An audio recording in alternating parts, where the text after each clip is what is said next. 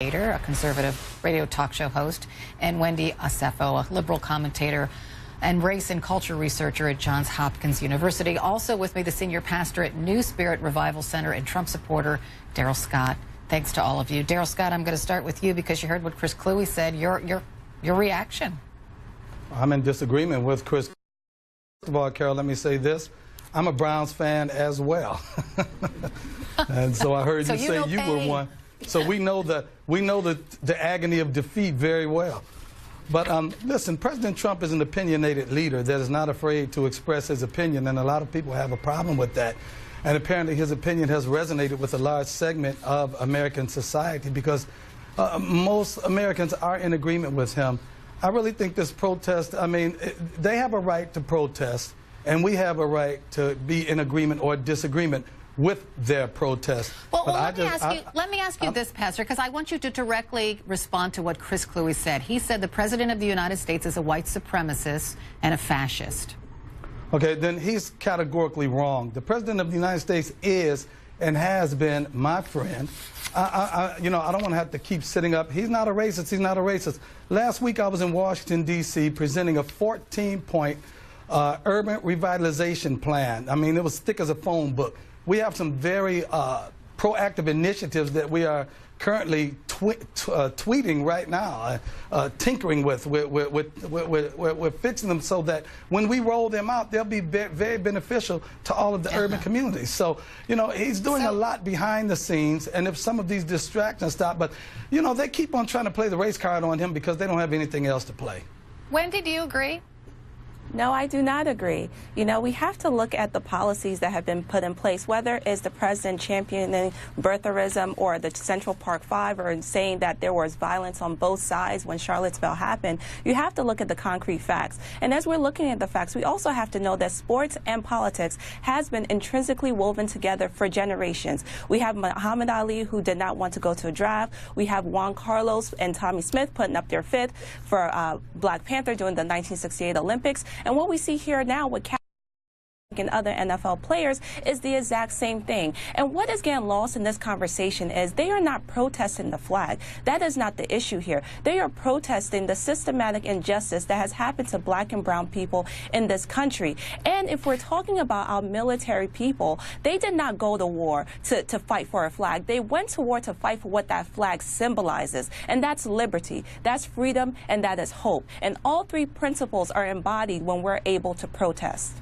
So Jerry, care to weigh in? Is this about race or patriotism? You know, listen, I think to a degree it's about both. The president understands that his supporters generally agree with him on this. Carol, you called an earlier guest out on, is it unifying? Here's what I would say. Even if the president believes this is about patriotism and not race, here's what I would say. He had an opportunity yesterday to be over the weekend to be a leader. On Friday, he could have spoken directly to those people who are protesting. If you feel that you have grievances, here's how we deal with them, but let's not disrespect the flag and the president. A lot of his supporters believe that's what this is. He had a moment to speak to them. Instead, he spoke to his base that he already knows supports his position. And in my opinion, this was an effort to divide, period. But that's common for every president to speak to their base and items that they support. President Obama, President Bush, President Clinton, that's politics. You want, when he's politically incorrect. Yeah, but President Trump used the word son of a bitch. Sons of bitches. Exactly. That's a very different, strong isn't term. It, Pastor? Well, he used a very strong term for a hypothetical player. But no, would I have said that? No, I wouldn't. But, you know, he said it, and that's his use of words, his use of strong language. That's his call. But just that, don't you think that, Pastor, was kind of divisive? Well, after all, well, listen, the issue itself is divisive with or without President Trump. That issue was divisive when Obama was still in office. So let's not act like President Trump is the originator of this issue. It's a divisive issue from the very beginning, that there are certain ones that claim that there's systematic racism in America, the blacks, that there's a double standard that exists, and that it's nationwide, which I don't believe it's nationwide. It's not some secret conspiracy of white people that are trying to keep the black race down. I really don't believe that. Let me tell you something. I was not raised by my parents in a hate whitey environment. My father went to work every day. He taught us to go to work, get a job, go to work, and work hard. He didn't blame the white man for whatever we didn't have or whatever he wasn't able to achieve. And so I don't have that mindset. Carol, I see Wendy's face. Wendy, you weigh in, and then I gotta go.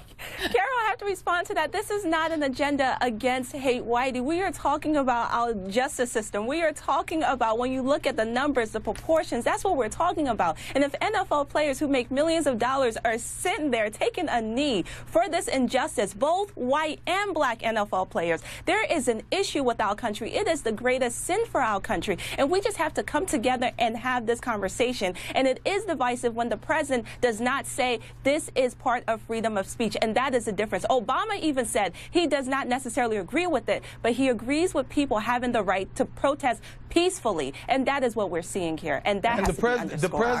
The president has a right to freedom of speech as well. I tell you what, why don't they all go on strike and forfeit their paychecks as a show of solidarity? Thank you, Carol. I gotta leave it there. Jerry Vader, Wendy Osefo, and Pastor Daryl Scott. Thanks to all of you Carol. on the story coming up in just a few minutes. Erica Hill is here.